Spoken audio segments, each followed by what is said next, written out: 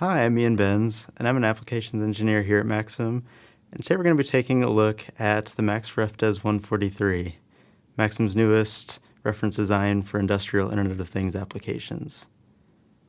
This is the MaxRefDes 143, and we're going to be using it to show how authentication and data integrity can easily be brought into an IoT ecosystem. Now what we have is we'll have a sensor node. In our case, this will represent a water filter. We'll have a light sensor to monitor the remaining life of the filter, a temperature sensor to measure the temperature of our water, and a DS28E15 that we use to authenticate the sensor and to provide data information on the device for things such as remaining filter life and other lifecycle management. Now, each one of these sensor nodes will connect up locally to a controller node.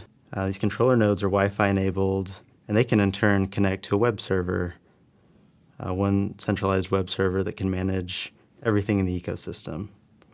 Now, as this is running, what you'll see happen is the DS2465 on our controller will connect up to and authenticate our sensor node. From there, we'll begin taking data from the sensor node. You'll see it displayed locally here, and it will also be reformatted for transmission to the web server. Before we can transmit to the web server, we need to compute a digital signature or MAC that's used for verification of the data that ties into our whole authentication and data integrity. So we'll request a challenge from the web server. We use this to prevent replay attacks where old data would be reused by an attacker. Once we have our challenge, we'll put that data along with our sensor data back into the DS2465. And when that's combined with a secret shared between the controller and the web server, we're able to generate our MAC. Your secret is always stored in the DS2465 secure memory and never leaves. Once we have all of our data, we can send it up through our Wi-Fi connection. And the web server is able to validate our signature and ensure that the data came from an authentic controller that's part of the system, and can also verify that no errors were introduced and no tampering occurred with the sensor data. Okay, now let's fire this thing up and take a look. To begin, we'll insert an invalid sensor node where the DS28E15 is counterfeit or has not been programmed with the valid secret.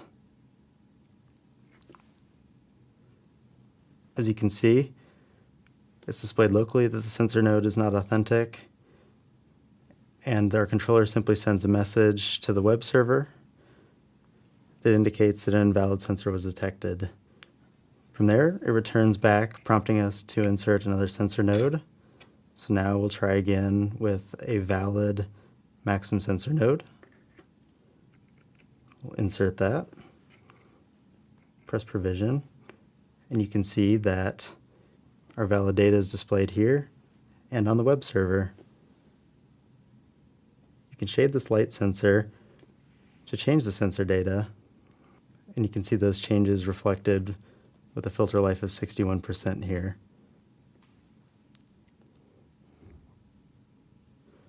Now you'll notice that even though the filter life has remained at 61 and the temperature at 25 degrees, the MAC here has changed, and this is a result of our challenge that we received from the web server, which causes a constant rotation of the MAC value. Next, we'll simulate what would happen if you used an invalid controller. By pressing the invalidate button once, we cause the controller to use an invalid secret, which is then reflected on the website. You can see the expected MAC did not match the MAC that was received from the controller, and therefore the data was rejected by the web server. Pressing the invalidate button again returns to normal operation. And you can see that the MAC now matches the expected MAC again, and the data was accepted and cataloged. So we feel that there are a couple key advantages to this design. The symmetric approach to authentication is easy to implement, as well as cryptographically sound. All cryptographic hash functions are handled by the DS2465, so minimal additional resources are required, which is great for IoT devices that are cost sensitive.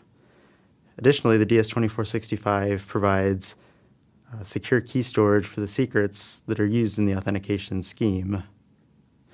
And this means that your processor needs no secure memory or other security-related features, so it's easy to implement this in an existing design. All of our code has been made available on Embed for immediate use and download. If you're using a platform board such as our Max 32600 Embed or another Embed-enabled board, you should be able to get up and running very quickly. For more information, please visit the MaxRefDes 143 page on our website or on Embed. Thank you for watching.